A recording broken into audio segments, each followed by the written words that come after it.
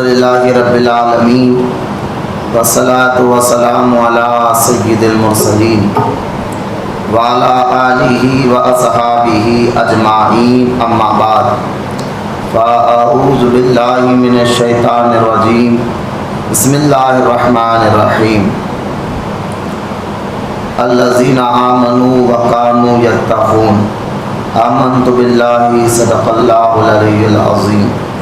وقال اللہ تعالی بشان حبیبہ الکریم، ان اللہ وملائکتہ یصلون علی النبی یا ایھا الذین آمنوا صلوا علیہ وسلموا تسلیما۔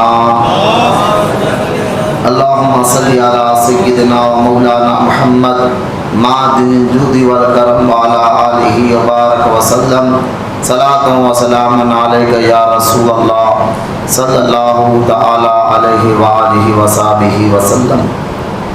معزز سامعین، جوان ساتھیو، السلام علیکم ورحمۃ اللہ وبرکاتہ۔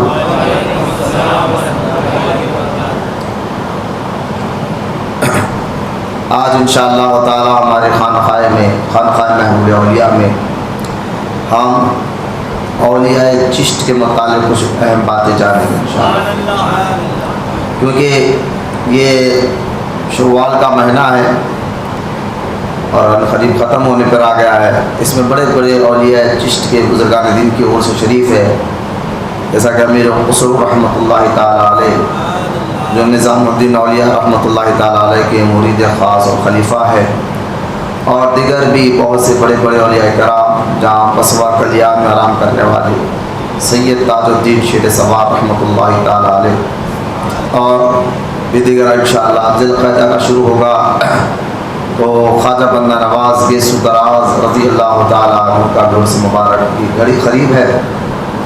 تو اولیاء چشت کے متعلق کچھ اہم باتیں میں آپ کے سامنے، پہلے چشتی بزرگان دین نے بالخصوص ہندوستان بھر میں کس طرح دین اسلام کی خدمت کی ہے، اور یہ اہل نسبت اہل سلسلہ ہر سلسلے والوں کو جاننا بھی ضروری ہوتا ہے۔ بزرگان دین سے نسبت رکھنے والوں کو یہ ساری باتیں کو سمجھنا اور جاننا ضروری ہے، ورنہ آج تو اتنے فتنے چل رہی ہیں، معاذ اللہ ثم معاذ اللہ۔ آپ دیکھیے 2 دن پہلے ہی جو ہے کچھ بدبختوں نے اس طرح کے الفاظ دوہرا دیے کہ ہندوستان میں خواجہ معین الدین چشتی رحمۃ اللہ تعالیٰ علیہ نے آ کر لوگوں کے دھرم کو زبردستی بدلا ہے، معاذ اللہ، اور یہاں تک کہ کہہ دیا اس بدبخت نے ٹی وی پر حضور سیدنا خواجہ غریب نواز رضی اللہ تعالیٰ عنہ نے ایک مری ہوئی عورت کے ساتھ زنا تک کیا۔ تو آج کی نیو جنریشن کو نیو نسل کو یہ جاننا ضروری ہو گیا ہے حضور سلسلہ چشت کے بانی ہندوستان کے خواجہ غریب نواز رضی اللہ تعالیٰ عنہ نے کس طرح دین اسلام کی خدمت کی۔ وہ کوئی زبردستی کا معاملہ نہیں تھا، بلکہ اخلاص اور بالکل محبت اور عقیدت کے ساتھ جو ہے لوگوں کو دین کی طرف دعوت دی تھی۔ اور یہ جو بک رہے ہیں عائشہ، ان کے بکنے سے جو ہے بزرگوں کی شان کبھی گھٹنے والی نہیں ہے، کیونکہ اللہ تعالیٰ قرآن میں فرماتا ہے میں جس کو چاہوں عزت دیتا ہوں، میں جس کو چاہے ذلت دیتا ہوں۔ جن کو اللہ تعالیٰ عزت دیتا ہے پھر ان کو کوئی بھی عزت نہیں کر سکتا۔ ابھی کچھ بھی بک لے، لیکن یہ جو بک رہے نا، ان کے پیچھے سب سے بڑا ہاتھ وہابیوں کا ہے۔ آج وہابی بدعقیدوں نے جو بیج ڈالی تھی، اسی بیج کو لے کر معاذ اللہ آج کے جو ہے زعفرانی جماعت بولے یا جو ہے اسلام دشمن بولے، آج جو ہے نا کٹر بندی بتاتے ہوئے جو باتیں وہابی بدعقیدہ کرتے تھے وہی باتیں یہ لوگ کر رہے ہیں۔ جیسا کہ آپ دیکھیں قادیانی فرقہ جب پیدا ہوا تھا، قادیانی فرقہ کو سپورٹ ملا کہاں سے تھا؟ ایک تو انگریز حکومت سے اس کو سپورٹ ملا تھا، دوسرا جو ہے دیوبندی کے بہت بڑے مولوی خلیل احمد ملوی کی لکھی ہوئی کتاب تہذیب الناس، اس کتاب سے بھی غلام احمد قادیانی کو بہت بڑا سپورٹ ملا تھا۔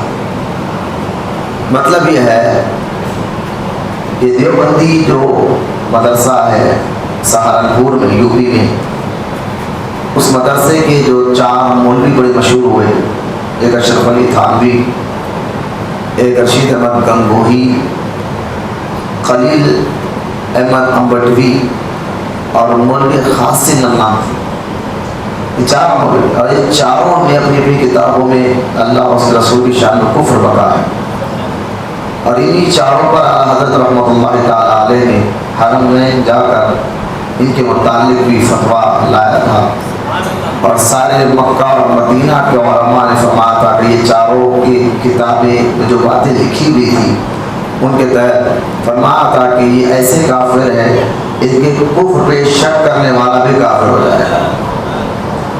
تو یہ خلیل احمد امبٹوی جو ہے نا، اس نے تو پہلے شروع اپنے مریدوں کے سامنے کچھ ایسے خواب بیان کیے، پتہ نہیں اس کا ارادہ کیا تھا۔ اس نے ایسا بھی خواب بیان کیا کہ میں خواب میں نے دیکھا کہ میں اللہ تعالیٰ کی گود میں بیٹھا ہوا ہوں، خلیل امبٹوی نے، اور پھر بے شمار غلط خواب بیان کیا اس نے۔ اس کا مقصد پتہ نہیں کیا تھا۔ پھر اس نے آخر میں ایک کتاب لکھی تہذیب الناس۔ اصل میں چاہتا تھا کہ یہ اپنی نبوت کا دعویٰ پیش کرے، لیکن ڈائریکٹ اگر بولتا تو لوگ مانتے، تو پہلے اسے خوابہ بیان کرو۔ آج بھی ہوتے نا کچھ دکھانے والے ملا بابا جی بھی، وہ بڑے بڑے اپنے مریدوں کے سامنے خواب بیان کرتے ہیں، عجیب عجیب خواب رہتا ہے، وہ بیان کرتے تاکہ وہ خوابوں کو سن کر سامنے والے کے دل میں ہمارا روح آ جائے، دبدبا آ جائے اور ہماری واہ واہ ہونے لگے۔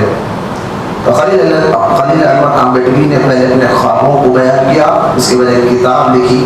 اس کتاب میں اس نے لکھا تھا کہ اگر حضور کے بعد میں کوئی نبی آ جائے، حالانکہ وہ کہتا تھا حضور آخری نبی ہے، خاتم النبیین، قرآن کی آیت ہے، وہ کیا ہے حضور آخری نبی ہے۔ غور سے سنیں اس باتوں کو، بہت غور سے سنیں۔ اس سلسلے میں صرف جو ہے نا یہ ساری باتیں سیکھنا، عقائد کے متعلق، اب یہ جو دور چل رہا ہے سیکھنے کا دور، اس دور میں تو یہ ساری باتیں ذہن رکھنا آپ کو۔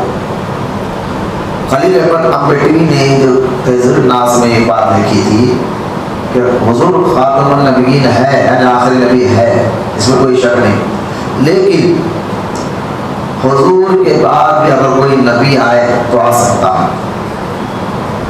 اور وہ ذلی نبی ہوگا، یعنی نبی کا پرتو ہوگا، نبی کا سایہ ہوگا۔ اگر حضور کے بعد بھی کوئی نبی آ جائے تو حضور کی خاتمیت پر فرق نہیں ہوگا۔ کس طرح سے اس نے شہد میں زہر دیا، غور کرے۔ خیر ایک کتاب جب اس نے لکھی ہے، مارکیٹ میں چھپی، تو اس کا ارادہ تھا کہ شاید یہ بگے کہ میرے مریدین جب یہ کتاب پڑھیں گے تو سمجھے کہ جب ہمارے پیر کو اتنے اچھے اچھے خواب آتے ہیں تو ہو سکتا آخری نبی ہی ہو۔ لیکن یہ کتاب جب مارکیٹ میں چھپی نا، یہ کتاب غلام احمد قادیانی پہ لگے ہاتھ ہو، اور جب اس نے نبوت کا جھوٹا دعویٰ کر دیا انگریزوں کے کہنے پر، غلام احمد قادیانی، تو یہ مناظرہ کرنے کے لیے تیار ہوا کہ میں نبی ہوں، اس کا ثبوت ہوگا۔ تو اس ساتھ میں غلام احمد قادیانی، غلام احمد قادیانی نے یہی کتاب تہذیب الناس کا حوالہ دیتے ہوئے کہا تھا، دیکھو تمہارے مولوی خلیل احمد امبٹوی خود کہتے ہیں کہ آخری نبی آ سکتا ہے، آخری نبی کے بعد کوئی نبی آ سکتا ہے، یعنی لکھا تھا اس نے کچھ اور مقصد سے، اس کا فائدہ کسی نے اور نے اٹھا لیا تھا۔ اسی طرح آپ دیکھیے وہ تو غلام احمد قادیانی کو اموں کے بد گرا مزرگان ہے، جس میں حضرت سیدنا مہر علی شاہ رحمۃ اللہ تعالی کا نام بڑا مشہور اور معروف ہے، اور کیونکہ باطل جو ہے نا کبھی بھی اس میں کوئی طاقت نہیں ہوتی، باطل طاقتیں قوتیں بہت ایک سے ایک کارنامے دکھانے کی کوشش کرتے ہیں، لیکن آگے چل کر ان کا حال برا ہی ہوتا ہے۔ لیکن میں آپ کو سمجھانا چاہتا ہوں، اسی طرح کچھ اہل حدیث فرقوں نے، وہابی بدعقیدوں نے جو یہ باتیں مشہور رکھی ہے معاذ اللہ کہ اولیاء کرام بزرگان دین درگاہ شرک کے اڈے ہیں، یہاں شرک ہوتا ہے معاذ اللہ، یہاں مانگنا شرک ہے، اس طرح کی باتیں پھیلا کر جو ہے کہتے ہیں کہ جو باتیں قرآن میں سورہ 17ویں پارے میں جو آیت ہے جس میں اللہ پاک بتوں کے بارے میں کہا تھا کہ یہ بت اگر ان پر مکھی بھی بیٹھ جائے تو یہ اس کو اڑا نہیں سکتے. یہ آیت اتری ہی تھی بتوں کے بارے میں. اور یہ آیت 17ویں پارے کی جس میں اللہ فرماتا ہے کہ یہ جن سے تم اللہ کے علاوہ جن سے تم مانگتے ہو، جن کی تم عبادت کرتے ہو، جن سے مانگتے بھی ہو اور عبادت بھی کرتے ہو، یہ اپنے اوپر اگر مکھی بیٹھ جائے تو مکھی بھی اڑا نہیں سکتے. یہ آیت کے متعلق تمام مفسرین نے ایک ہی بات کہی کہ یہ آیت اصل میں بتوں کے بارے میں ہوتی ہے. جس میں ابن کثیر کو وہابی بھی اپنا استاد مانتے ہیں. تفسیر ابن کثیر میں بھی یہ بات لکھی گئی ہے، یعنی وہابیوں کے استاد نے بھی اپنی اس بات کو اپنی تفسیر میں لکھا ہے کہ جس میں اللہ پاک یہ فرما رہا ہے کہ اگر یہ اللہ کے علاوہ جس کو تم مانگتے ہو، ان کی عبادت کرتے ہو، ان کے اوپر مکھی بھی بیٹھ جائے تو اڑا نہیں سکتے. اس آیت کا مطلب اور مفہوم صرف اور صرف بت ہے. بت سے مراد جو کفار مشرکین جن کی عبادت کرتے تھے وہ مورتیاں تھے. حضرت صحیح بخاری میں یہ حدیث پاک موجود ہے. حضرت عبداللہ ابن عمر رضی اللہ تعالیٰ، فاروق اعظم کے بیٹے، حضرت سیدنا عبداللہ ابن عمر رضی اللہ تعالیٰ، صحابہ کا عقیدہ سننا. عبداللہ ابن عمر اور صحابہ کا عقیدہ ہی ایمان ہے. آپ نے نہیں دیکھا سورہ بقرہ کی ابتدائی آیت تو اللہ پاک نے فرمایا آمنو کما آمن الناس، ایسے ایمان لاؤ جیسے نبی کے صحابہ نے ایمان لایا، اور سارے صحابہ جنتی ہیں. تو لہذا یہ بات ذہن میں رکھیں کہ عبداللہ بن عمر رضی اللہ تعالیٰ فرماتے ہیں کہ ہم اس آدمی کو شریر سمجھتے تھے. صحابہ کیا کہتے ہیں؟ اس آدمی کو ظالم اور شریر سمجھتے تھے جو آدمی کافروں اور بتوں کے لیے اللہ نے جو قرآن میں آیتیں اتاری ہیں، کافروں کے لیے اور بتوں کے لیے جو آیت اللہ نے قرآن میں اتاری ہے وہ آیتیں مومنین کے لیے پڑھ کر بتایا. وہ آیتیں اہل ایمان اور مومنین کے لیے پڑھ کر بتایا. عبداللہ ابن عمر فرماتے ہیں وہ آدمی بڑا شریر ہے اور ظالم ہے. تو لہٰذا یہ وہابیوں نے جو آیتیں بتوں اور کافروں اور مشرکوں کے لیے اتری تھی وہ آیتیں اہل ایمان پر چپسا ان کو پڑھا. اور آج دیکھیے ہمارے علماء اہل سنت اس کا رد کرتے آئے تھے، اور خصوصاً مجدد الدین و ملت امام اہل سنت امام احمد رضا خان رضی اللہ تعالیٰ انہوں نے جس کا رد کیا تھا آج سے 100 سال پہلے. آج دیکھیے آج غیر مسلم جو شر پسند لوگ ہیں یہی باتوں کا حوالہ دے کر خواجہ غریب نواز پر حملہ کر رہے ہیں. خواجہ غریب نواز کی مزار کے بارے میں غیر باتیں کر رہے ہیں. خیر، تو لہذا جب یہ باتیں میں نے سنی تو میں نے کہا یار چلو خواجگان چشت کے متعلق کچھ باتیں آپ کے ساتھ، کیونکہ میں نے نسبت ہے کا ٹاپک کا خواجگان چشت، یعنی بزرگان دین رحمۃ اللہ تعالیٰ علیہ، اور خصوصاً سلسلہ چشتیہ کے بزرگان دین نے کس طرح خدمت کی تھی. اور ایک بات یاد رکھیے، میں نے کئی بار یہاں پر بیان کیا الحمدللہ کہ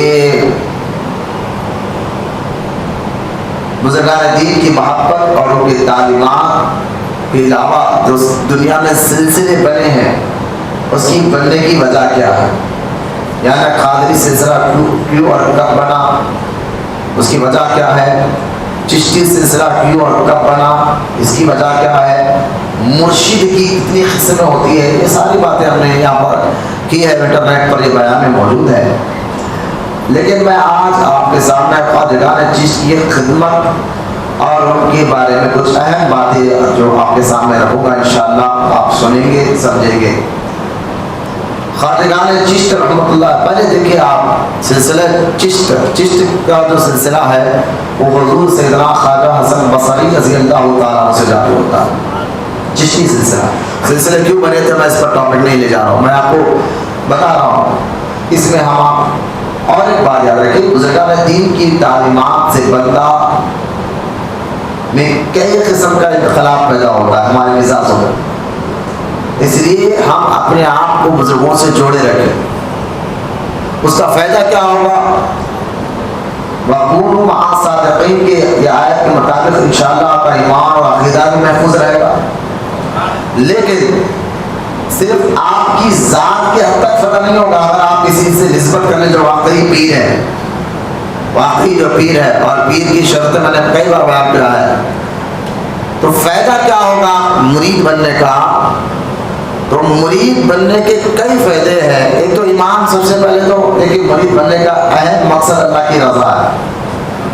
مرشد بتاتے کہ اللہ کن کاموں سے راضی ہوتا ہے اور کن کاموں سے ناراض ہوتا ہے، لیکن مرید بننے کے بعد ایک بندہ جو مرید بنا اس کو خود کو ایک فائدہ، اور دوسرا اس کی وجہ سے گھر والوں کو بھی فائدہ، اور تیسرا پھر سارے ملک کو بھی فائدہ۔ کیوں کہ جب ایک بندہ مرید بنتا ہے تو اس کا ایمان اور عقیدہ محفوظ ہو جاتا ہے،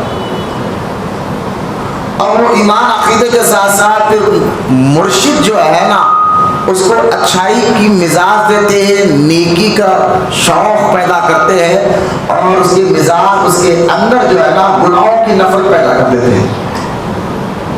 اب بندہ جب کسی چیز، میں اکثر کہتا ہوں کہ کوئی بھی شخص کوئی کام کرتا ہے تو کام کرنے سے پہلے اس کام کا شوق اس کے اندر پیدا ہوتا ہے۔ شوق پیدا ہو تو بندہ اپنے شوق کو پورا کرنے کے لیے کہاں کا نہیں کرتا، کیا کیا نہیں کرتا، کہاں کا نہیں جاتا۔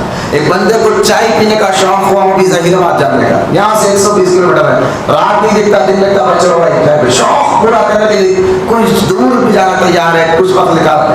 تو اسی طرح بزرگان دین اور پیر و مرشد جو ہے مرید کے اندر عبادت کا شوق پیدا کر دیتے ہیں۔ اب وہ شوق ان کے اندر جب پیدا ہو جاتا ہے تو وہ ہر وہ کام کرتے ہیں جس کام سے اللہ راضی ہوتا ہے۔ تو یہ شوق ان کو اس طرح مضبوط بنا دیتا ہے۔ اسی شوق کی وجہ سے وہ جانتے ہیں کہ نیکی کیا ہے، گناہ کیا ہے، کن کاموں سے اللہ ناراض ہوتا ہے، کن کاموں سے راضی ہوتا ہے، تو وہی کام کرتا ہے جس کام سے اللہ راضی ہو۔ تو مجھے بتائیے، جس بندہ مرید ہونے کے بعد اس کے اندر عبادت اور نیکی کا شوق پیدا ہو جائے، اللہ کو راضی کرنے کا شوق پیدا ہو جائے، تو پھر وہ بندہ کبھی اپنے ماں باپ کی نافرمانی کرے گا؟ اچھی کام ہے، جائز کا، بیوی کا حق ادا مانے گا، ماں باپ کا حق ادا مانے گا نہیں، کیونکہ وہ جن کاموں سے اللہ راضی ہوتا ہے وہ کام برابر کرتا ہے۔ تو مرید بننے سے بھی گھر والوں کو بھی فائدہ ہوتا ہے کہ اس کے ماں باپ کا وہ فرما بردار بچہ بن جاتا ہے۔ پھر اگر بیوی بچے ہیں تو ان کا حق ادا کرنے والا ہو جاتا ہے، اس کو معلوم ہے کہ ماں باپ کا بھی حق ادا کرنا ہے، بیوی بچوں کا بھی حق ادا کرنا ہے، اور پھر جو ہے وہ بندہ کرائم سے دور ہو جاتا ہے۔ گھر والوں کو فائدہ، خود کا فائدہ، ملک کا فائدہ کیا؟ پھر ایسا شخص مرید ہونے کے بعد کرائم نے جرم کیا دنیا سے دور ہو جاتا ہے۔ پھر جو شخص جرم نہیں کرتا، کرائم نہیں کرتا، کوئی غیر قانونی کام نہیں کرتا، اس سے ملک کو بھی فائدہ ہو جاتا ہے۔ تو مرید بننے کے فائدے دنیا میں بھی اور آخرت میں بھی ہے۔ کبھی اس لحاظ سے بھی مرید بننے کا مقصد کو آپ سمجھیے، ایک بندہ گناہگار تھا، خطا کار تھا، لیکن سچے پیر کی صحبت میں آنے کے بعد وہی بندہ گناہوں سے نفرت، نیکیوں سے محبت کرنے والا بن جاتا ہے۔ پھر وہی بندہ جو ہے بزرگان دین کی محبت کے ساتھ ساتھ، ان کے پیر و مرشد کی تعلیمات کے ساتھ ساتھ ماں باپ کا بھی حق ادا کرتا ہے۔ ماں باپ خود حیران ہے، اتنے سال ہو گئے کبھی ہمیشہ نافرمانی کرتا تھا، لیکن آج کیا بات ہے، یہ بڑی عقیدت کے ساتھ ماں کے پیر کو بھی چوم رہا ہے، باپ کے ہاتھوں کو چوم رہا ہے، اور اپنے بیوی کا بھی حق ادا کر رہا ہے، بچوں کا بھی حق ادا کر رہا ہے۔ معلوم ہوا کہ کسی سچے پیر کا مرید بن گیا اور کس سے صحبت میں بیٹھ رہا ہے۔ جو شخص کو آپ نے دیکھا ہوگا کہ گالی گلوچ کرتا ہو، جس سے پڑوسی پریشان تھے، جس سے پولیس والے خود پریشان تھے، کچھ نہ کچھ گناہ قیام کرتے رہتا ہے، اچانک تبدیل ہو جائے۔ کیوں تبدیل ہوا؟ کہا یہ کسی کا مرید ہو گیا۔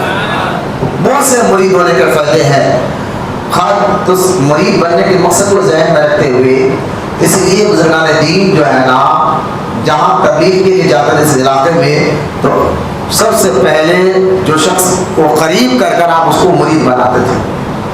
بزرگ کیا کرتے تھے؟ مرید بناتے تھے، مرید بنا کر اس کی ایسی تربیت کرتے تھے، اس کے ظاہر کو، اس کے باطن کو، اس کی مزاج کو، اس کے اخلاق کو، اس کی عادتوں، یعنی اس کی عادتوں، اس کے ہاتھ پیر کان آنکھ کان، اس ساری چیزوں سے اس کو نیکی سے محبت اور عبادت کا شوق اس کے اندر پیدا کر دیتے تھے، اس کے اندر تبدیلی آ جاتی تھی۔ یہ ہوتا تھا مرید بننے کا مقصد، صرف تعویذ لینا، فلیتے لے لینا، یا کسی پیر صاحب کو نذرانہ دے کر خوش کر دینا، داڑھی رکھو یا نہ رکھو، نماز پڑھو یا نہ پڑھو۔ آپ میں کیا بتاؤں، حضرت خواجہ غریب نواز، آپ دیکھیں جو پیر ہے اپنے آپ کو پیر کے نماز ہی نہ پڑھے، نماز ہی نہ پڑھے، تو خواجہ نے چشت کے بزرگ خواجہ غریب نواز رضی اللہ تعالیٰ عنہ کیا فرماتے ہیں، ذرا آپ سنیے۔ آپ جو لوگ اپنے آپ کو پیر کے چشتی سلسلے کا، چشتی سلسلے کے جو بادشاہ ہے وہ غریب نواز ہے۔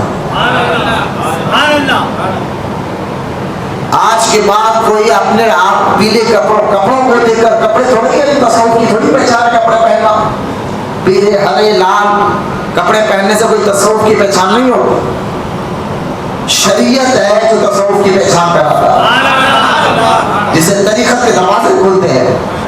تو اگر کوئی اپنے آپ کو یا وارث پاک کا چاہنے والا کہے اور داڑھی کٹا ہو اور بے نمازی ہو، یقین جانی ہو وارث پاک کا چاہنے والا ہو ہی نہیں سکتا، کہ خواجہ غریب نواز جو سلسلہ چشت کے بادشاہ ہے، آپ فرماتے ہیں لیکن جو ارکان نماز کو، آپ دیکھیں نماز کے بارے میں غریب نواز کیا کہتے ہیں، جو ارکان نماز کو بخوبی ملحوظ نہیں رکھے، یعنی نماز کے جو ارکان، جو شرائط ہے، ہم کو پتہ ہی نہیں ہے نماز کے شرطیں کتنی ہیں، نماز میں فرائض کتنے ہیں، واجبات کتنے ہیں، مستحبات کتنے ہیں، سنتیں کتنی ہیں، اور یہ مکروہ کتنی ہے، الا ماشاءاللہ چند کو معلوم ہوگا، لیکن جو تمام شرائط کے ساتھ نماز نہیں پڑھتا، اس کے بارے میں غریب نواز کیا کہے، غریب نواز کیا ہے، اس پر اندازہ کرنے کے سلسلے چشت کیا پیغام دینا چاہتا ہے آپ کو، یہ دھمکیوں کو دیکھ کر اپنے ایمان اور عقیدے کو برباد نہ کرے۔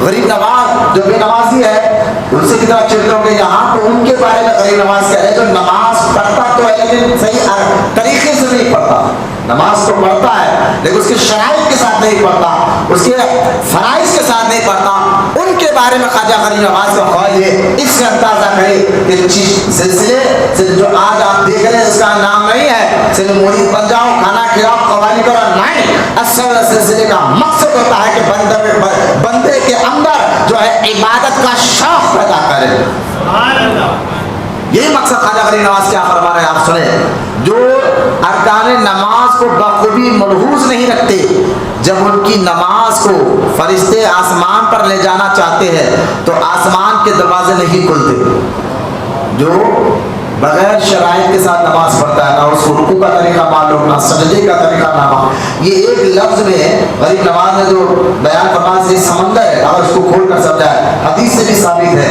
رحمت کونین صلی اللہ علیہ وسلم نے خود ارشاد فرمایا قیامت کے قریب میری امت میں کچھ ایسے لوگ ہوں گے جن کی عمر 60 سال ہوگی لیکن اللہ تعالیٰ ان کی نمازوں کو قبول نہیں فرمائے گا۔ صحابہ نے پوچھا حضور کیوں؟ فرمایا کہ نہ ان کا رکوع صحیح ہوگا نہ ان کا سجدہ صحیح ہوگا، ان کو پتہ نہیں ہوگا کہ رکوع کیا ہے سجدہ کیا۔ خدا کے واسطے اپنے سنی علماء کے ساتھ بیٹھو، یہ عبادت سیکھے، نماز سیکھنے سے آتی ہے، دیکھنے سے نہیں آتی۔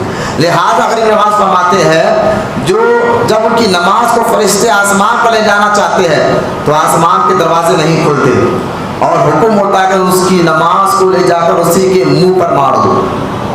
پھر نماز زبان حال سے کہتی ہے، نماز کہتی ہے زبان حال سے، جس طرح تو نے مجھے ضائع کیا ہے خدا بھی تجھے ضائع کرے۔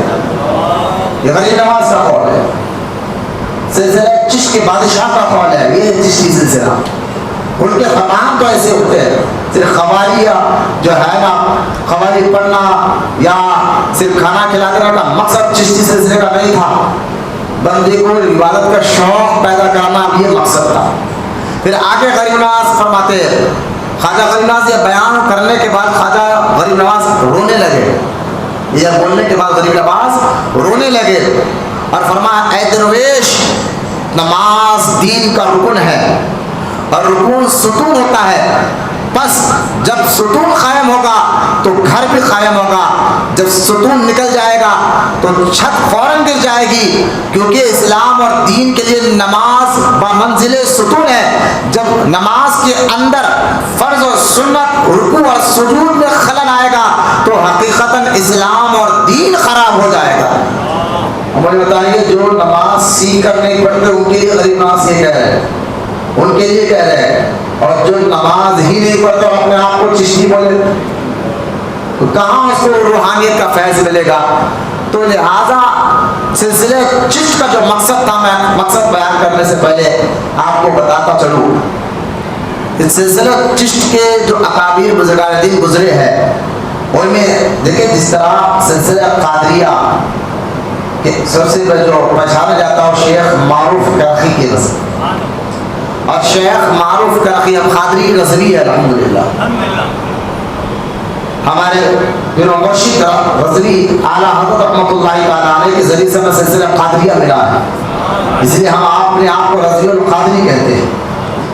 لہذا ہمارے سلسلے کے جو بانی ہے حضور سیدنا غوث پاک رضی اللہ تعالیٰ عنہ، اور ان کے جو پیر ہے اوپر جا کر یہ سلسلہ غوث پاک کا ملتا ہے شیخ معروف کرخی سے، اور شیخ معروف کرخی خلیفہ تھے امام علی رضا کے، اور امام علی رضا خلیفہ تھے حضرت سیدنا امام موسیٰ کاظم کے، اور امام سیدنا موسیٰ کاظم خلیفہ ہے سیدنا امام جعفر صادق کے، اور امام جعفر صادق خلیفہ ہے حضرت سیدنا محمد بن باقر کے، اور امام سیدنا محمد بن باقر خلیفہ ہے حضرت سیدنا امام زین العابدین کے، اور وہ خلیفہ ہے حضرت سیدنا امام حسین رضی اللہ تعالیٰ، اور وہ خلیفہ ہے حضرت مولائے کائنات علی المرتضیٰ رضی اللہ تعالیٰ عنہ، اور وہ خلیفہ ہے رحمت کونین صلی اللہ علیہ وسلم کے، اور ہر نبی اللہ کا خلیفہ ہوتا ہے،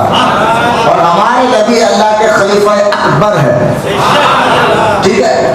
لہذا یہ سلسلہ قادریہ کے میں نے چند اکابروں کے نام کے ساتھ رکھے۔ اسی طرح سلسلہ چشت کے جو اکابر ہے وہ خواجہ حسن بصری ہے، خواجہ حسن بصری رضی اللہ تعالیٰ عنہ جو ہے 23 ہجری میں مدینے میں پیدا ہوئے تھے، فاروق اعظم کے دور مبارک میں، اور آپ نے کئی صحابہ اور یہاں تک کہ 17 سے بدری صحابہ کی آپ نے صحبت پائی، 17 بدری صحابہ خواجہ حسن بصری کے بارے میں، اور آپ کی جو والدہ تھی برہ ان کا نام تھا، خواجہ حسن بصری کی والدہ تھا، وہ کنیز تھی سیدہ ام سلمہ کی، سیدہ ام سلمہ رضی اللہ تعالیٰ عنہ یہ بیوی ہے ہمارے آقا علیہ السلام کی مقدس، تمام مسلمانوں کی ماں۔ ایک مرتبہ یہ آپ کنیز بھی تھی اور آپ کی سہیلی بھی تھی، آپ کی ماں سیدہ خواجہ حسن بصری کی ماں۔ ایک مرتبہ اس سلسلے چشتیہ کے بانی کی بات آپ کو بتا رہا ہوں، ایک مرتبہ جو ہے خواجہ حسن بصری رضی اللہ تعالیٰ عنہ جو ہے کہ والدہ اپنے بیٹے حسن کو اپنی سہیلی یعنی تمام مسلمانوں کی ماں ام سلمہ رضی اللہ تعالیٰ عنہا کے گھر چھوڑ کر کسی کام سے باہر گئے، تو سیدہ ام سلمہ گھر جب چھوڑ گئے تو خواجہ حسن بصری رونے لگے دودھ کی، تو ام سلمہ رضی اللہ تعالیٰ عنہا نے اپنے چھاتے سے مقدس دودھ کے قطرے خواجہ حسن بصری کو پلوایا، محبت سے سبحان، اسی ایک سے دو قطروں کا برکت ہے جو سلسلہ چشتیہ کھڑا ہوا ہے نا۔ تو خواجہ حسن بصری رضی اللہ تعالیٰ عنہ وہ مقدس شخص جو ہے سیدہ سلمہ رضی اللہ تعالیٰ عنہ کا دودھ پینا ان کو نصیب ہوا، اور مولائے کائنات علی المرتضیٰ رضی اللہ تعالیٰ عنہ نے ان کو خلافت میں عطا فرمایا، مولا علی کے خلیفہ ہے، اور انہوں نے حضرت مولائے کائنات کے پیچھے نمازیں پڑھی ہے۔ 14 محرم کو حضرت خواجہ حسن 4 محرم کو خواجہ حسن بصری رضی اللہ تعالیٰ عنہ 111 ہجری 4 محرم کو آپ پردہ فرمائے، اور آپ کا میں ہیں الحمدللہ مجھ فقیر کو حضرت کی مزار کی زیارت بھی نصیب ہوئی۔ خواجہ حسن بصری، اب سلسلے چشت کے بچے میں مختصر سرسری طور پر باتیں بتا کر آگے بڑھوں گا کہ وقت بہت ختم ہوتا ہے۔ ان کے بعد مولا علی کے خلیفہ خواجہ حسن بصری، پھر ان کے خلیفہ خواجہ عبد الوہاب ابن زید رحمۃ اللہ تعالی، خواجہ حسن بصری کے خلیفہ، سلسلہ چشت کے بانی یعنی خطیب نماز کے پیروں کا ذکر میں کر رہا ہوں۔ خواجہ عبد الواحد بن زید رحمۃ اللہ تعالی علیہ، یہ سلسلہ چشت، اچھا سلسلہ چشت میں دو چیزیں آپ کو بہت زیادہ ہیں۔ ایک سلسلہ چشت کے اکابر بزرگان دین جو ہے نا وہ کثرت سے قرآن کی تلاوت کرے، بہت زیادہ کثرت کے ساتھ، اور دوسرا وہ دنیا دار لوگوں کو نہ ان کے پاس جائیں گے نہ ان کو اپنے قریب آنے دیں گے، یہ خاصا ان کا۔ اب میں ابھی بتاؤں گا اسی بارے میں جھلک دے کر، اسے اندازہ کریں چشتی بزرگان دین ہوتے کیسا ہے، سلسلہ چشت کا فیضان کیسا ہوتا ہے، جو اپنے آپ کو چشتی بول کر جو ہے نا پیسے لاؤ اور نماز نہیں پڑھے تو بھی میں دیکھ لیتا ہوں، داڑھی کاٹے تو بھی میں دیکھ لیتا ہوں، شریعت پہ عمل نہیں کرے تو آپ کو نماز کا ٹینشن ہے، بولے ہاں بس ہمارے سلسلے میں آ جاؤ، چشتی بن جاؤ، ہم تو کو جنت میں پہنچا دیں گے، ختم، آپ کو ٹینشن لینے کی ضرورت نہیں ہے۔ تو لہٰذا یہ دھوکے باز اور جس طرح وہابی بدعقیدوں سے بچنا ہے، ایسے ڈھونگیوں سے بھی ہمارے ایمان عقیدے کی اللہ حفاظت فرمائے۔ سلسلہ چشت کے اکابرین کی بات دیکھیے، وہ نہ پیسے والوں کے قریب جاتے ہیں، دنیا دار، پیسے والے سے مراد جو اللہ کو چھوڑ کر غافل اللہ سے، ایسے دنیا دار نہ ان کے قریب جاتے نہ ان کو اپنے قریب آنے دیتے۔ یہ خاصہ ہے سلسلہ چشت کے اکابروں کا۔ آپ دیکھیں نظام الدین اولیاء رحمۃ اللہ تعالیٰ علیہ کو بادشاہ علاؤدین خلجی طرف گیا ملنے کے لیے، آپ نے فرمایا نہیں، ہمارے چشت کے علماء بزرگوں کا یہ طریقہ رہا ہے کہ ہم بادشاہوں کے پاس نہیں جاتے۔ بادشاہ نے کہا ٹھیک ہے میں خود آ جاتا ہوں، فرمایا نہیں، ہمارے چشت کے بزرگوں کا یہ طریقہ رہا ہے کہ ہم بادشاہوں کو اپنے سے پاس آنے بھی نہیں دیتے۔ کیا میں آپ کو بتاؤں، لیکن میں آپ کو بتاتا ہوں، دیکھیے سلسلہ چشت کے دوسرے نمبر پر آنے والے بزرگ حضرت علی کے بعد خواجہ حسن بصری، ان کے بعد دوسرے نمبر پر آنے والے بزرگ خواجہ عبد الوہاب ابن زید، جنہوں نے عشاء کے وضو سے 40 سال تک فجر کی نماز پڑھی ہے۔ سلسلہ چشت کے اکابر، عبادت دیکھے، ان کی تقویٰ دیکھے، پرہیزگاری دیکھے، ان کی شریعت کی پابندی دیکھے، یہ خواجہ حسن بصری کے خلیفہ ہے۔ ان کی ایک خاصیت میں آپ کو بتانا چاہتا ہوں، وہ خاصیت کیا ذرا غور سے سنیں آپ۔ وہ نارا جانے مت دیجیے، اٹھنے والوں پر آپ غور مت کریے، یہ ہماری کچھ باتیں ہیں جو ضروری ہے جاننا، آپ اس پر توجہ دیجیے۔ آپ کے بارے میں آتا ہے کہ آپ ماں ذہن 40 سال تک آپ نے عشاء کے وضو سے نماز فجر ادا کی، اور خواجہ حسن بصری کے حلقے میں آپ کا آنا جانے کے بعد تمام علائق دنیاوی سے علیحدگی اختیار کر لی تھی، اور گھر میں جو کچھ مال و متاع تھا سب درویشوں میں تقسیم کر دیا تھا، مجرد زندگی گزارتے تھے، پیسے کو ہاتھ نہیں لگاتے تھے۔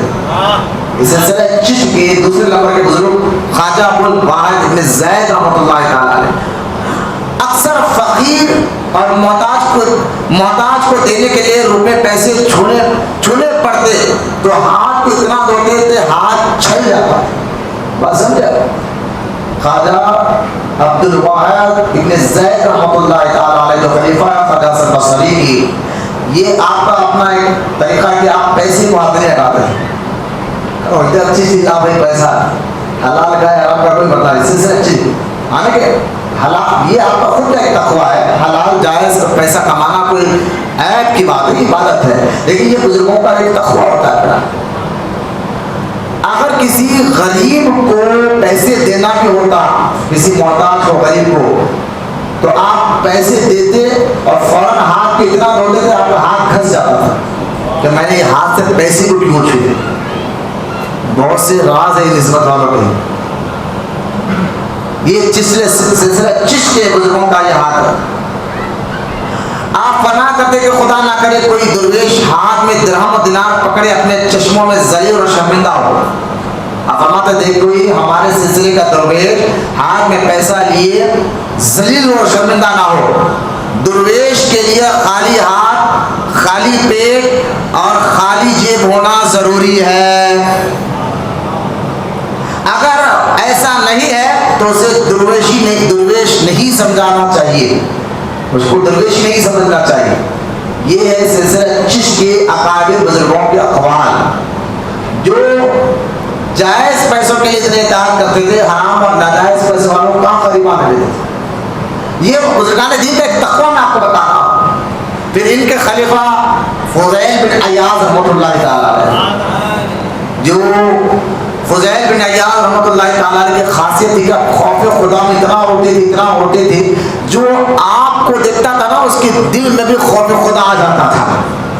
فضیل بن عیاض رحمۃ اللہ تعالیٰ, اور یہاں تک کہ آپ کے بارے میں مشہور ہے کہ فضیل بن عیاض رحمۃ اللہ تعالیٰ علیہ کے سامنے جب القاریات مالقاریہ یہ آیت سورہ پڑھا گیا تو آپ اس سورے میں قیامت کا ذکر ہے, اللہ کے عذاب کا ذکر ہے اس سورے میں, تو یہ آیت سنتے ہی آپ کو آخرت کا اتنا خوف پیدا ہوا کہ آپ کی جان ہی نکل گئی, آپ کا انتقال ہو گیا. فضیل بن عیاض کی کرامت تو بے شمار ہے, اگر لکھنے بیٹھے تو کتابیں بھرنی.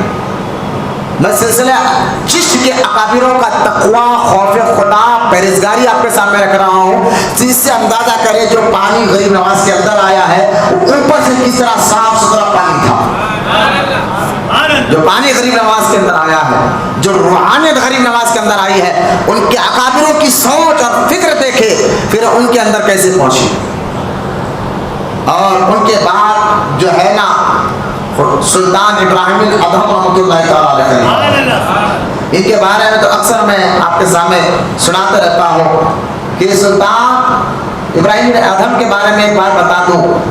بزرگان دین غریب نواز بھی کہتے ہیں کم کھانا, کم سونا, کم بات کرنا, یہ ہر ارادت مند کو ضروری ہے, یعنی ایک مرید کو ضروری ہے. کم کھانا, کم سونا, کم بات کرنا. کم کھانے کے بارے میں تو حدیثیں بھی ہے, اگر یہ درویش کی ایسی بات ہوگی نہیں. بزرگان دین کا ہر عمل قرآن حدیث کی روشنی میں ہوتا ہے. سرکار نے فرمایا اپنے پیٹ کے 3 حصے بناؤ, ایک کھانا, ایک پانی اور ایک خالی حصہ رکھا کرو. وہ پیٹ بھر کر کھانا کوئی گناہ تو نہیں ہے, لیکن اس میں کئی بیماریاں پیدا ہو سکتی ہیں. تو لہٰذا غریب نواز فرماتے ہیں مرید کو 3 چیزیں اپنے اندر پیدا کرنی ہی ہوگی. کم کھانا, کم بات کرنا, یعنی جو جائز بات ہو, یا جس بات کا نہ دنیا کا فائدہ ہو نہ آخرت کا فائدہ, جس بات میں نہ دنیا کا فائدہ ہو نہ آخرت کا فائدہ, ان باتوں سے ہی بزرگان دین پرہیز کرتے ہیں. تو کم بات کرنا اور کم سونے سے مراد جو ہے تہجد میں اٹھ کر پھر فجر پڑھ کر اشراق پڑھ کر سونا. لہذا آپ دیکھیں ابراہیم بن ادھم رحمۃ اللہ تعالیٰ علیہ کے بارے میں آتا ہے کہ آپ 4-4, 5-5 روز جنگل کے پھل اور صاف پات سے روزہ افطار کیا کرتے تھے, یعنی لگاتار 4-4 اور 5-5 دن آپ روزے کی حالت میں رہتے تھے. دیکھو انہوں نے گلاس لے کے آئے, تم دیکھتے ہو کون کیا آ رہا جا رہا. میں بار بار بولتا ہوں مریدوں میں اتنا سمجھانے کے بعد میں نا زبردستی ہوں چہرے اتارا کے نکوڑا چلے جا رہا, میں جا کے محاذ بولو. اور بار بار بولنے کی ضرورت نہیں, اور اچھی بات پر سبحان اللہ تھا, بلکہ منہ پر ٹیلو بیٹھا ہے. جب میں آپ کو بولا کہ 5-5 دن تک حضرت سلطان ابراہیم بن ادھم رحمۃ اللہ تعالیٰ علیہ روزے کی حالت میں رہتے تھے اور جنگل کے پتوں سے روزہ کھولتے تھے, تو اس پر تو سبحان اللہ ہو گئے. خالی چہرے دیکھ رہے ہو, نہ پانی لے کے تم اللہ دیکھ رہے. یہ ہماری تربیت چلی 23 سال سے خالی. ابھی تک خالی بیٹھنے کے آداب نہیں معلوم ہوگا, کیا وہ آگے تمہارے سینوں میں آئیں گے اللہ نے. بس یہ خاص طور مرید کو جو میں برداشت نہیں کروں گا. اتنے سال ہو گیا, سیکھو یار خود سے. سراج اٹھنے جا رہے دیکھ رہے, جان لو بھائی کام ہو, فون آ رہا بار بار, کوئی نیاز کے مسئلے ہے, جانا ہو دیکھ رہا ہے, تم کہیں کو اٹھ کے دیکھ رہے درود پاک پڑھے ایک مرتبہ. بزرگان سلسلہ چشت کے بزرگوں کا میں آپ کے سامنے تقویٰ پرہیزگاری بھی بتا رہا ہوں, ایک ایک کر کر پورے بزرگوں کی ڈیٹیل نہیں بتا رہا ہوں. آپ دیکھیں سلطان ابراہیم ادھم رحمۃ اللہ تعالی کبھی کبھی نمک کے بغیر ترکاری, یہ ہوتا بزرگوں کا کھانا. یہ چکن لاؤ, مٹن لاؤ, یہ خوب کھا رہے مریضوں کے پیسے پر, بس ہم کو کھلاتے جا, نمازیں چھوڑتے جا, ہمارے جیب گرم کرتے جا, عبادت چھوڑتے جا. بس سود کا کاروبار کر لی, شراب کا کاروبار کر لی, جوا کے لیے, بس تو ہمارا مرید سوتے کے لیے گیا. ایسے پیر کو کسی ایک قبر کے پاس جا کر بٹھاؤ اور بولو بیٹا تیرا یہ مرید تھا یا کوئی بھی تھا، بتا اس کے اندر عذاب ہو رہا ہے یا جو ہے نا کیا رہا، اب بتا، اس کے خود کی ہل جائے، پریشان ہو جائے گا. یہ کیا بول رہے ہیں؟ بولے نماز خود تو نماز پڑھتے ہیں، بولا مکے میں نماز پڑھتے 5 ٹائم. تو ایک کام کرو، بولا ٹھیک ہے کھانا بھی آپ مکے جا کر کھاؤ، یہاں کھانا ہی نہیں. جب معلوم ہوتا ہے کہ اصلیت کیا ہے، یہاں پیٹ بھر کر کھاؤ، نماز پڑھ کے مکہ میں پڑھتے ہیں، ہم بہت پہنچی شخصیت ہے. ایسے لوگوں کے جنید بغدادی رحمۃ اللہ تعالیٰ فرماتے ہیں کہ حضور ایک شخص نماز نہیں پڑھتا اور کہتا کہ ہم واصل ہو گئے، اللہ کو پا لیے، لہٰذا ہم نماز عبادت کی ہمیں ضرورت نہیں ہے، ہم پہنچ گئے اللہ تک. تو جنید بغدادی کو جلال آ فرمایا ہاں وہ سچ کہتا ہے، وہ پہنچ گیا ہے لیکن اللہ تک نہیں، دوزخ تک پہنچا ہے. پھر اب جنید بغدادی رحمۃ اللہ تعالیٰ فرماتے ہیں اگر اللہ تعالیٰ جنید کو 200 سال کی زندگی دے، اگر اللہ جنید کو 200 سال کی زندگی دے تو جنید فرض اور سنت تو دور کی باتیں نفیل بھی نہیں چھوڑے گا. یہ ہے بزرگان دین. تو ان کا کھانا پینا میں آپ کو بتا رہا ہوں، لباس بتا رہا ہوں کیسے ہوتا تھا.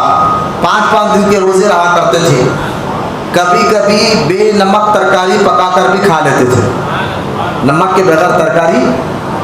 ہاں آج تو ایسے غذا پیشنوں کے لیے، وہ بھی جان بچانے کے لیے کھاتے ہیں، لیکن بزرگان دین اپنے نفس کو لڑنے کے لیے اچھی لذیذ غذا سے بھی نفس میں شرارت آتی ہے.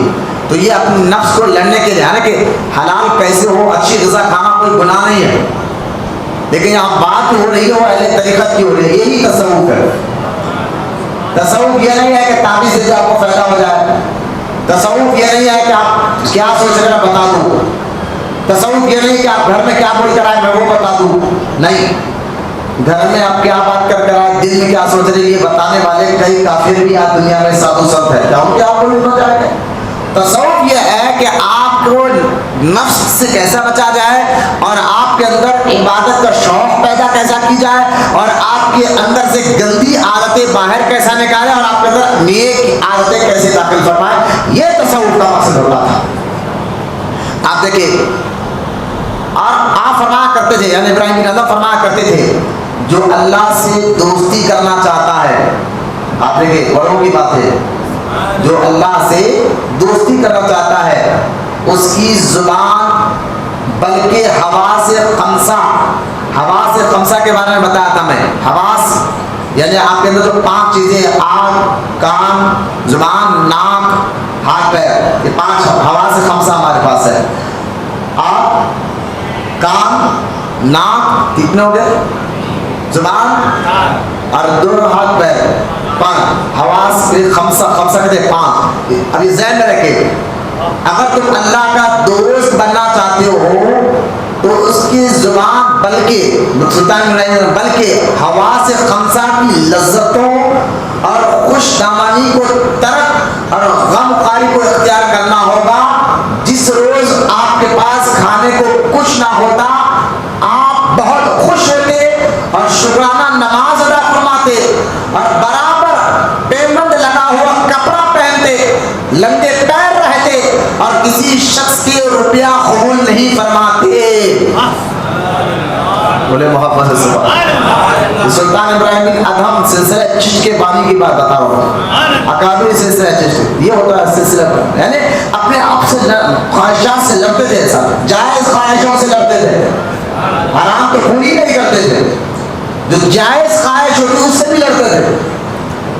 پیمند لگا کر کپڑے پہنا، یہ بزرگوں نے نہیں نکالا، یہ بھی صحابہ کے دور سے نکالا ہے. فاروق اعظم کے دور مبارک میں جب فلسطین فتح ہوا تو لوگ فلسطین میں رہنے والے کئی یہودی عیسائی نے کہا کہ ہم ایک بار عمر کو دیکھنا چاہتے ہیں. فاروق اعظم جن کو نام سن کر کیسر و کسرا کاٹتے تھے تو فلسطین کے یہود اور عیسائی کہنے لگے جس کے نام سے کیسر اور کسرا اس دور کے سپر پاور بادشاہ ڈرتے تھے، وہ عمر دکھنے میں کیسا ہے، ہم ان کو دیکھنا چاہتے ہیں، ان سے ملنا چاہتے ہیں. خالد بن ولید نے خط لکھا. فاروق اعظم نے بڑی کوشش کے بعد وقت نکال کر ایک سواری دی، اپنے ساتھ ایک خادم کو لیے ہوئے آپ مدینے سے فلسطین کی طرف آئے. اب اندازہ کرے ایک سواری 2 آدمی تھے. فاروق اعظم نے فرمایا تھا کہ کچھ دیر تم بیٹھنا دیر میں بیٹھوں گا، باری باری سے بیٹھیں گے، اور جب فلسطین کے قریب آئے تو غلام کی باری بیٹھنے کی آ گئی، تو غلام نے کہا حضور آپ بیٹھیے، فرمایا نہیں، باری کا حساب رہے گا، انصاف یہاں پر بھی دیکھا جائے گا، تو سواری پر بیٹھ۔ اور جب فاروق اعظم جن کو دیکھنے کے لیے یہود اور عیسائی ترستے تھے، ارے بھائی کون ہے عمر جس کے نام سے کیسر اور کسرا کانپ رہے ہیں، کون ہے عمر جو جہاں جاتا ہے فتوحات ہی فتوحات ہوتے ہیں، لہذا نام سناتا دیکھنا چاہتے تھے۔ جب وہی عمر فلسطین میں داخل ہوئے تو ایک غلام کو اپنے سواری پر بٹھائے اور اس کی رسی پکڑے اندر داخل ہو رہے تھے، اور علماء فرماتے ہیں اس وقت فاروق اعظم کے لباس پر کئی پیبند لگے ہوئے تھے۔ بزرگان دین اگر پیمند والا کپڑا پہنے تو سمجھ رہے ہیں نہیں ہوں گا ان کے پاس، اچھا کپڑا پہننا بھی جائز ہے حلال پیسوں کا، ہونا نہیں ہے، لیکن بزرگان دین جو ہے نا حلال خواہش سے بھی لڑتے تھے، کئی اس کی بات سنتے چلتے۔ تو یہ بزرگان دین آپ دیکھیں کہ ہاتھ کے گناہوں سے بچے۔ اگر سلطان ابراہیم بن ادم کیا کرے، اگر تم اللہ کے دوست بننا چاہتے ہو تو تمہیں انہوں میں یعنی ہوا سے خمسہ کو اللہ کی نافرمانی سے بچانا ہوگا، آنکھ کو، کان کو، زبان کو، ہاتھ پیر کو، یہ سارے چیزوں کو اللہ کو نافرمانی سے بچانا ہوگا، اور تب جا کر تم اللہ کے دوست بن سکتے ہو۔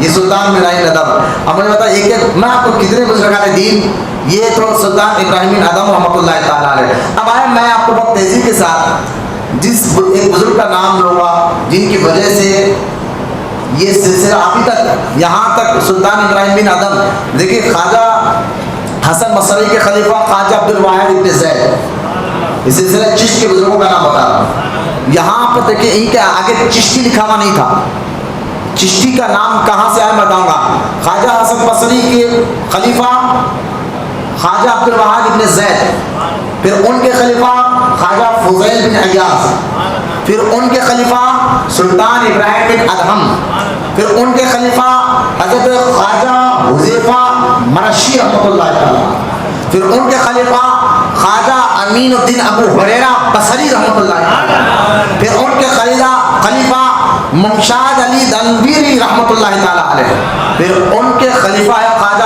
ابو اسحاق شامی چشتی رحمۃ اللہ تعالیٰ۔ یہاں سے چشتی کا لفظ آیا ہے، غریب نواز کے سلسلے کو چشتی کیوں کہا جاتا، یہاں سے لفظ آیا ہے کہ ابو اسحاق رحمۃ اللہ تعالیٰ کے اپنے پیر و مرشد ابو خواجہ ممشاد علی کے پاس پہنچے اور اسے صحبت میں رہے، اور آپ دیکھیں جب ان کے مرید ہوئے کون، ابو اسحاق شامی، ملک شام کے رہنے والے تھے، جب ان کے پیر و مرشد خواجہ ممشاد علی نے ان کو مرید بنایا، ان کی خلافت کی، ان کی تربیت کرنے کے بعد فرمایا کہ بیٹا تمہارا نام پورا کیا ہے بولو، تو مرید نے کہا حضور میرا نام خواجہ ابو اسحاق شامی ہے۔ آپ نے فرمایا نہیں، آج کے بعد تمہارا نام خواجہ ابو اسحاق شامی چشتی ہوگا۔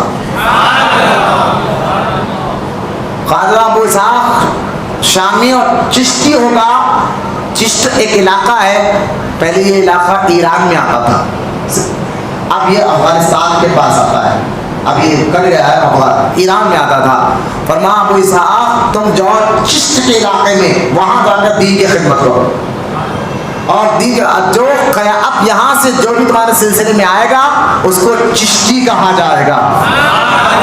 بولے محبت سے سبحان اللہ، درود پاک پڑھیں، درود پاک پڑھیں، اللہم صل۔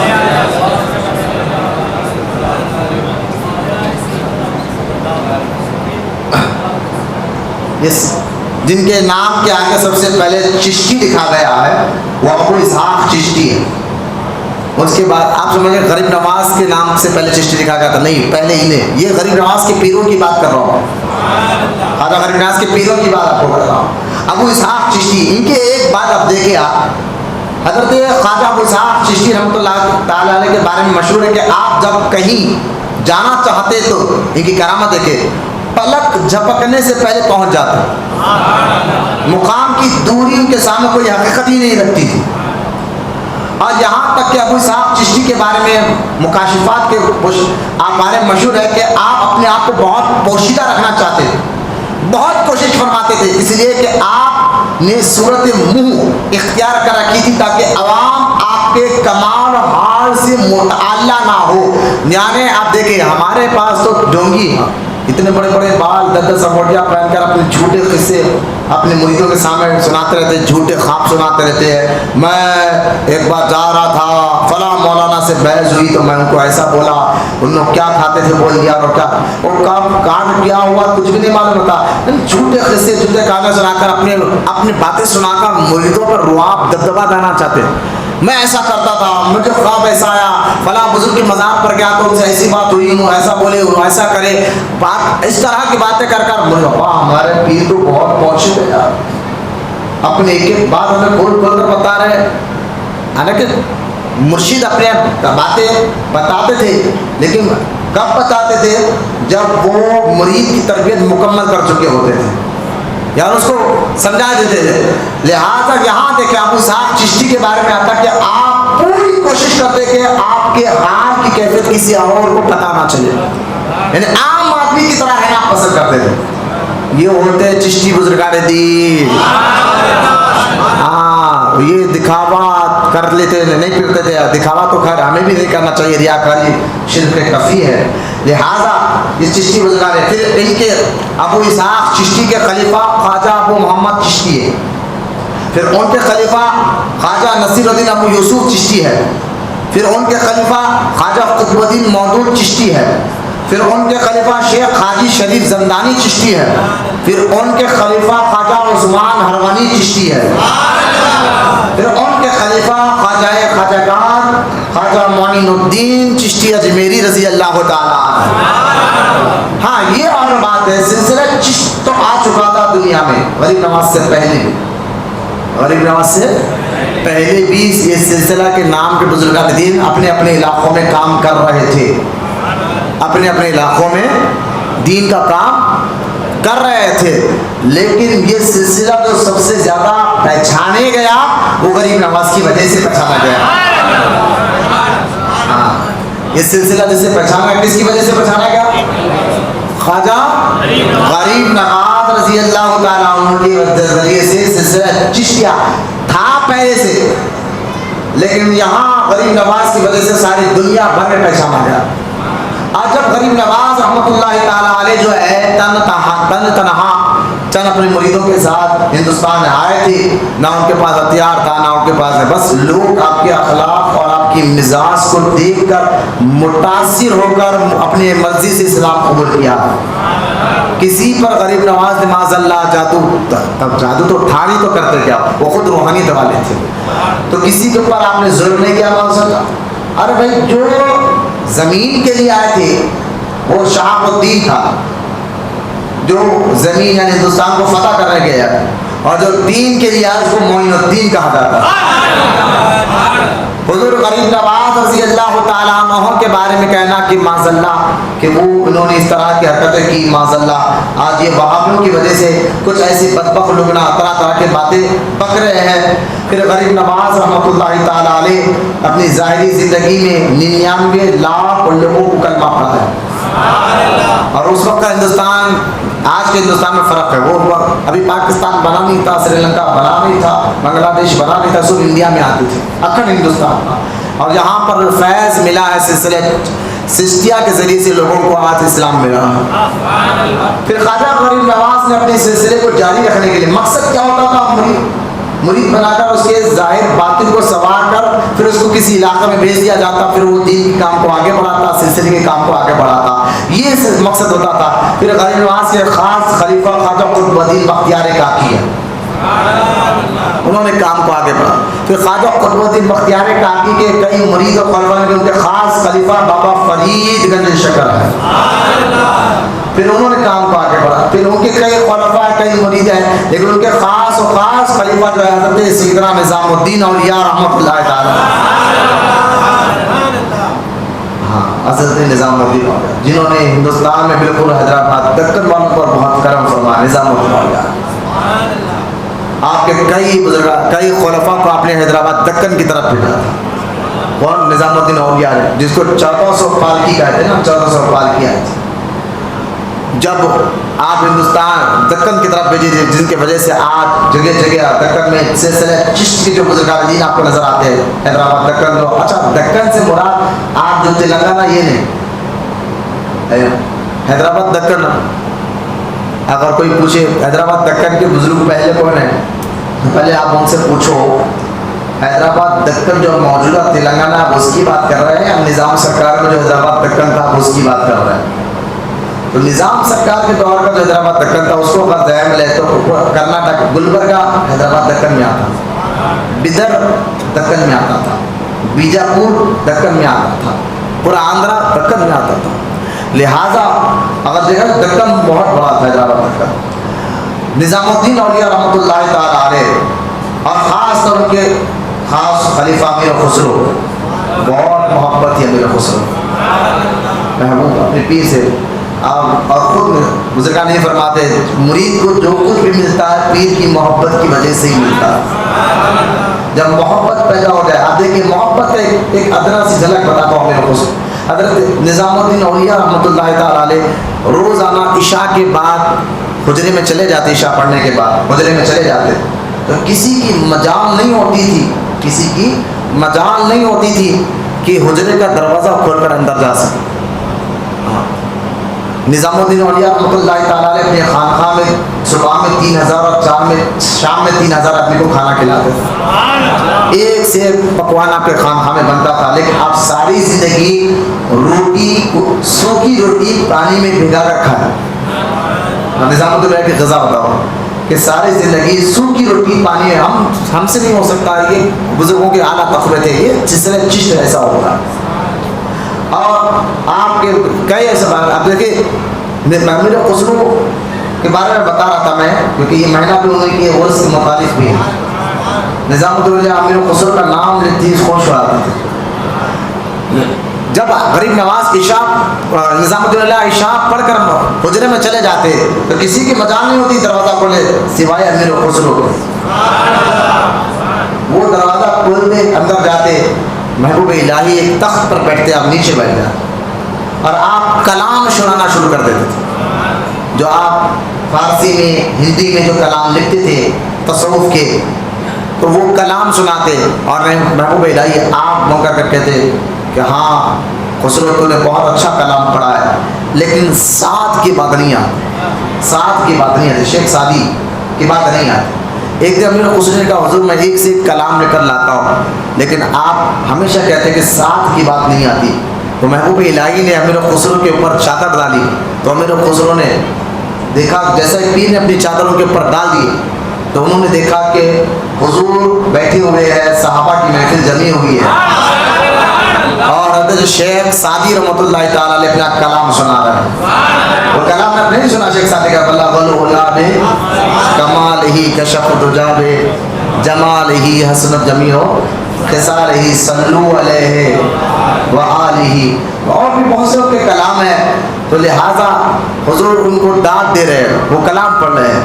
تو امیر خسرو رحمۃ اللہ تعالیٰ کلامات دیکھ کر فرمایا حضور شیخ سعدی کو یہ کمال آیا کہاں سے، ان کے یہ کلام ملا کہاں سے؟ کہا ان کے پیر نے ان کو یہ کمال دیا تھا. وہ سلسلے سہروردیہ میں مرید ہے شیخ سعدی، حضرت شہاب الدین عمر سہروردی ہے. شیخ سعدی سلسلے سہروردیہ کے بزرگ ہیں، اور وہ ان کا بستان بہت مشہور ہے شیخ سعدی کا، جو تصوف میں پیر مرشد جو ہے نا اپنے مریدوں کو پڑھاتے ہیں. بستان گلستان بستان سے 2 جلدیں ہیں، قوت الاسلام اس کی 2 جلدیں ہیں. یہ اصل خانقاہوں میں خصوص الحکم جو شیخ ابن عربی کی کتابیں ہیں، لیکن یہاں تک تم لوگ کی مزاج نہیں پہنچی تو میں کیا پڑھاؤں. تم لوگ تو بیٹھے کے آداب بھی نہیں جانتے پیر کے سامنے، نہ ان کے سامنے بات کرنے کے آداب. اتنے سال ہو گئے ہم مرید بن کر ہمارے اندر کچھ تبدیلی نہیں آ رہی ہے. تو میں چاہتا ہوں سوچ بدلے. بندہ دیکھیے جو ایک چیز ہے جو جہاں وہ پہنچنا چاہتے جہاں وہ اب ہے، تم جہاں اب ہو اور جہاں تم پہنچنا چاہتے ہو، تو جہاں تم پہنچنا چاہتے ہو تمہارے ہاتھ میں تم کوشش کر سکتے ہو، لیکن تم جہاں اب ہو وہیں پر سوچ رہے ہو وہاں پہنچیں گے. سوچنے پہنچو، تو جب پہنچو گے تو یہ ساری کتابوں کا درس بھی ہمارے خانقاہ میں ہم شروع کر سکتے ہیں. لہٰذا حضرت نظام الدین اولیاء رحمۃ اللہ تعالیٰ نے امیر خسرو کو ایک مرتبہ بلا کر اپنا لعاب دہن ان کے منہ میں ڈالا. اس کے بعد امیر خسرو کے ایسے کلام آج بھی جو ہے نا اگر پڑھے نا مجھے اشعار ہو نا کیا مجھ سے اچھا ملا کر خیر کیا بہت پیارا کلام مجھ سے اکھیاں ملا کر میرا خسرو نے جب پڑھا تھا. یعنی اس میں اس کا مطلب میں یہ سمجھا ہوں کہ جو پیر نظر ڈالتا ہے نا پھر وہ بندہ مرید جو ہے نا سب بھول جاتا ہے سوائے اللہ رسول کے اور پیر کے. سب بھول جاتا ہے تو سب چھین لیا جاتا ہے. دنیا گناہ کی سوچ چلے جاتی ہے, گندی سوچ چلے جاتی ہے, گندے خیال چلے جاتے ہیں, صرف اللہ ہی اللہ یاد رہتا ہے. سب چھین لیا مجھ سے اکھیاں ملا کر. تو خیر یہ نگاہوں سے ملانا اور بات ہے. امیر خسرو رحمۃ اللہ تعالیٰ علیہ بات ختم کر رہا ہوں, میں چاہتا تھا ذکر بھی ہو اور میں کچھ اور بھی باتیں کر رہا ہوں, لیکن امیر خسرو کی ایک آخری بات محبت کی ذکر, پیر سے محبت کا ملفوظات اعلیٰ حضرت میں اعلیٰ حضرت رحمۃ اللہ تعالیٰ علیہ کا یہ ملفوظ لکھا ہوا ہے. اعلیٰ حضرت رحمۃ اللہ تعالیٰ علیہ فرماتے مرید اس وقت تک کامیاب نہیں ہو سکتا جب تک اپنے پیر سے سچی عقیدت اور محبت نہ ہو. اس کو روحانیت مل ہی نہیں سکتی, اس کو فیض مل ہی نہیں سکتا. تو لہٰذا اور محبت کا معنی کیا ہے, جس کو محبت اس سے ہو جاتی ہے تو اس کا ادب آپ کے دل میں آ جاتا ہے. محبت کی پہچان اس کا ادب, یعنی اس کو دیکھ کر آپ کا دل بھی جھک جاتا ہے اور کا سر بھی جھک جاتا ہے, آپ کا دل اس کے لیے نرم ہو جاتا ہے. اس کو محبت کی پہچان ہو. یہ محبت کی جس سے آپ محبت کرتے ہیں نا پھر اس کے سامنے آپ کا دل بھی جھک جاتا ہے, دل نرم پڑ جاتا ہے, مزاج پھر آواز اٹھا کر اس کے سامنے بات نہیں کرتے اخلاص کے ساتھ. یہ محبت کی ایک پہچان ہے. تو محبت جب پیر سے ہوتی ہے نا تو کیا رنگ لاتی ہے, یہ واقعہ سن کر ہم انشاءاللہ ذکر پڑھیں گے, بس نماز ظہر ادا کر لیں گے انشاءاللہ. امیر خسرو رحمۃ اللہ تعالیٰ علیہ کی محبت ایک جھلک آپ دیکھیں. میں نے ابھی بتایا کہ حضرت نظام الدین اولیاء رحمۃ اللہ تعالیٰ کا نام کا شعرا سن کر 1200 کلومیٹر دور سے ایک سید صاحب آئے تھے نظام الدین اولیاء کے پاس اپنی مشکل حل کرنا. سید صاحب کا خود نظام الدین اولیاء بھی سید ہے. آپ کے والد کا نام سید احمد ہے اور آپ کے دادا کا نام سید علی بخاری ہے, نانا کا نام سید عرب ہے اور دو آپ نجیف الطرفین سید ہیں. یاد رکھیں. ایک سید صاحب کو معلوم ہے کہ نظام الدین اولیاء اپنے خانقاہ میں غریبوں بے سہاروں کا بڑا خیال کرتے ہیں. تو وہ سید صاحب کو کئی لڑکیاں تھیں تو ان کی شادیاں کے لیے آپ کے پاس پیسہ نہیں تھا, تو آپ 1200 کلومیٹر کا سفر طے کرتے ہوئے خانقاہ دلی پہنچے نظام الدین اولیاء کے خانقاہ میں, اور پہنچ کر نظام الدین اولیاء کو اپنے ہاتھ سے حضور ایسا ایسا مسئلہ ہے, میری کئی بیٹیاں ہیں, شادیوں کے لیے پیسہ نہیں ہے. تو نظام الدین اولیاء فرماتے ہیں کہ دیکھو آج آپ بیٹھیے سید صاحب میرے پاس, سارے دن بھر میں جتنے نذرانے آئیں گے نا وہ سارے نذرانے میں آپ کو دے دوں گا. وہ خوش ہو گئے کیونکہ لوگ بہت آتے تھے نظام الدین اولیاء کے پاس, نذرانے دیتے تھے. آپ بیٹھ گئے, اب سارا دن گزر گیا, اتفاق سے اس دن ایک بھی نذرانہ نظام الدین اولیاء کو نہیں آیا. یعنی کہ روز آتے اس دن نہیں آیا. اچھا نذرانہ نہیں آیا تو سید صاحب کہنے لگے حضور آج تو کچھ نہیں ملا. بولتا ہے گھبرائی نہیں, کل اور ایک دن دیکھ لیں. دوسرا دن گزرا, روزانہ فتوحات آتے تھے لیکن اس دوسرے دن میں کوئی نذرانہ نہیں آیا. سید صاحب بڑے مایوس ہو گئے, کیا میری قسمت ہی شاید ایسی ہو گئی, یہاں روز آتے تھے آج میں آیا تو مل کچھ نہیں رہا, کب دوسری نذرانہ نہیں آیا. نظام الدین اولیاء نے فرمایا کہ سید صاحب گھبرائے نہیں, اور ایک دن ٹھہر جائیں کیونکہ مہمان ہمیشہ 3 دن رہتا نا, اب ہمارے مہمان ہے, ایک اور دن گزارا. ٹھیک ہے حضور. تیسرا دن گزرا اور تیسرے دن میں کچھ نہیں ملا. یعنی کہ روز آتے تھے, یہ کیا آزمائش تھی, روز آتے تھے, آپ تیسرے دن میں کچھ نہیں ملا. جب کچھ نہیں ملا تو آپ تیسرے دن بولے حضور آپ اجازت دے دیجیے, اب شاید میری قسمت ہی ایسی ہوگی, میرے پاس تقدیر ہی ایسی لکھی ہوگی.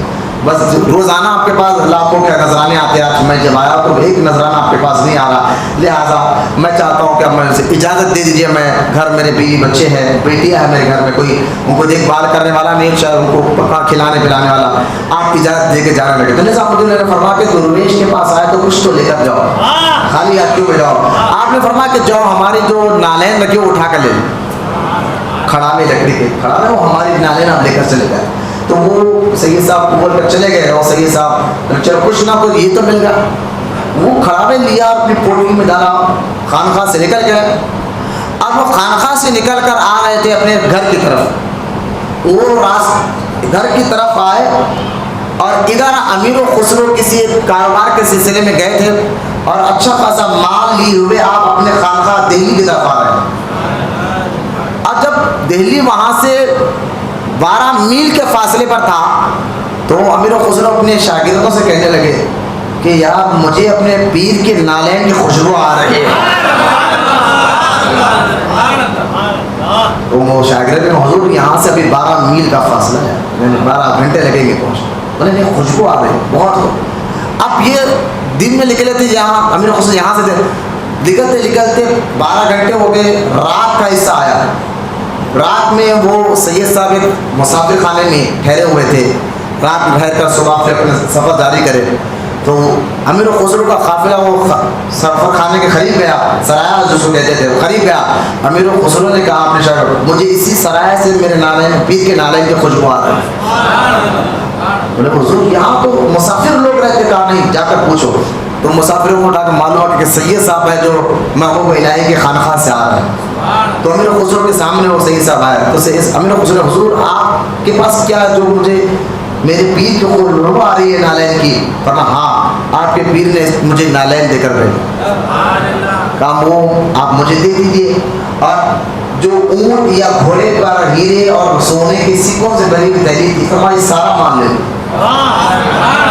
اور سید صاحب کو ضرورت بھی تھی اپنی بیٹیوں کے نکاح کرنے.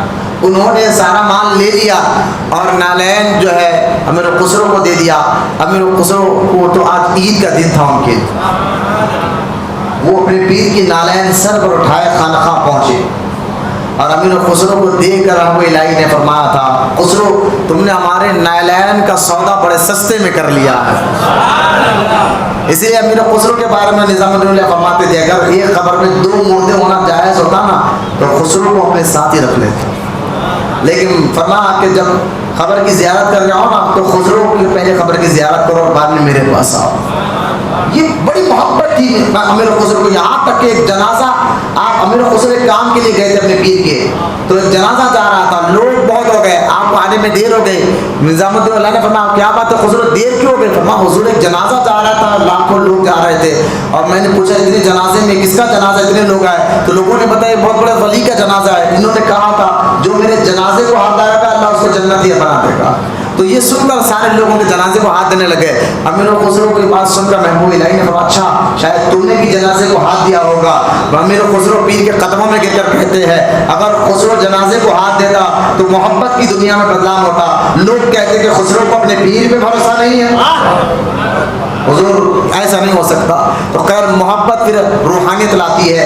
بہت سی چیزیں میں چاہتا تھا حضرت زرزری زربخش کے بارے میں بتاؤں, حضرت 22 خواجہ کے بارے میں بتاؤں جنہوں نے ہندوستان حیدرآباد دکن میں خدمت کی ہے, حضرت برہان الدین غریب کے بارے میں بتاؤں جنہوں نے جن کے ذریعے سے حیدرآباد دکن میں جو ہے اسلام پھیلا ہے. سلسلہ چشت کی کچھ اکابروں کا میں چند بزرگوں کا میں نے ذکر کیا ہے. اسی ٹاپک کو انشاءاللہ آنے والے اتوار کو بھی رکھیں گے. اب ذکر تو نہیں ہو سکتا, وقت ہو گیا, عشاء سے بازاں ہوگی, بیٹھے رہے صرف بازاں ہوگی, ہم نماز پڑھ لیں گے انشاءاللہ. بس آنے والے اتوار کو میں انشاءاللہ اسی ٹاپک کو ہم آگے بڑھائیں گے. سلسلہ چشت یعنی خواجگان چشت, اس کے متعلق باتیں بتائیں گے. تو آج بھی دیکھیں یہ میں چاہتا تھا کہ بہت سے بزرگان ان کے اخبار پڑھوں, ان کی پہچان بتاؤ. سلسلہ چشت کے اکابر کس طرح ہوتے, ان کی مزاج کیا تھی, ان کے اخلاق کیا تھے, ان کے مزاج کردار کیا تھے. چند بزرگوں کا میں نے ذکر کیا ہے. میں دعا کرتا ہوں اللہ تعالیٰ کی بارگاہ میں اللہ تعالیٰ ہم تمام کو کہنے سننے سے زیادہ عمل کی توفیق عطا فرمائے. بزرگوں کی محبت کے ساتھ ساتھ ان کے تعلیمات پر عمل کرنے کی بھی توفیق عطا فرمائے.